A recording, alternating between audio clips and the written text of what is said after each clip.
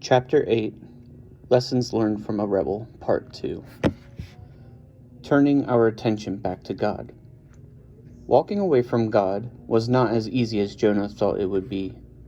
The Lord hurled a great wind on the sea, and there was a great storm on the sea, so that the ship was about to break up. Then the sailors became afraid, and every man cried to his God, and they threw the cargo, which was in the ship, into the sea to lighten it for them. But Jonah had gone below into the hold of the ship, lain down, and fallen sound asleep. Jonah 1:4-5. There are times when God has to get our attention, and many times he uses trials, difficulties, and disappointments to accomplish this. Jonah really had no intention of obeying God. In fact, once the winds picked up and the storm clouds gathered, he headed inside and down into the bottom of the ship so he did not have to witness what was taking place on deck.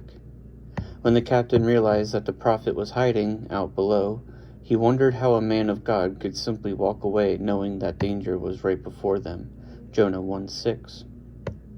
Meanwhile, the crew was up on deck casting lots to see who was the one responsible for the horrendous storm, and the lot fell on Jonah, verse 7.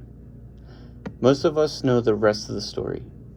Jonah surfaced and seeing what was taking place, knew that his days of running away from God were over.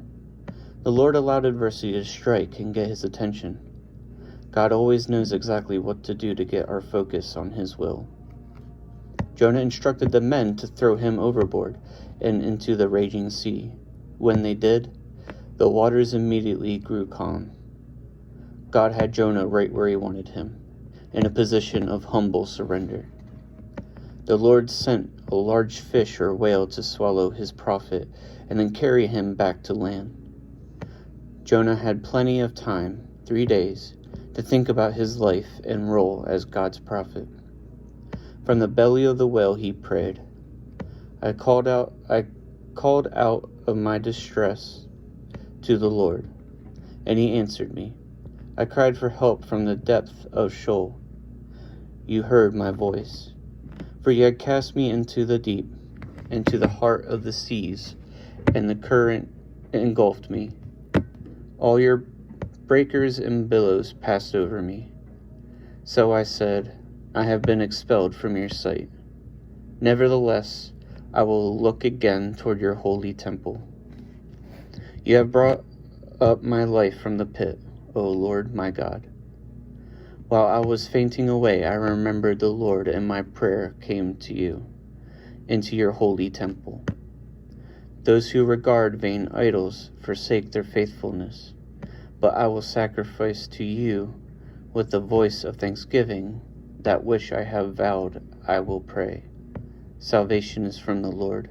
Jonah 2:2-4, 6-9. When Jonah surrendered to God's will and admitted his failure to obey the Lord, God commanded the whale to deposit him on dry land in the direction of Nineveh. Then we read, the word of the Lord came to Jonah the second time, saying, Arise and go to Nineveh, and proclaim to it the proclamation which I am going to tell you. Jonah 3:1-2. This time, Jonah obeyed God by preaching his word to the people living in the city of Nineveh. They heard God's truth and turned away from evil. And that is the end of part 2.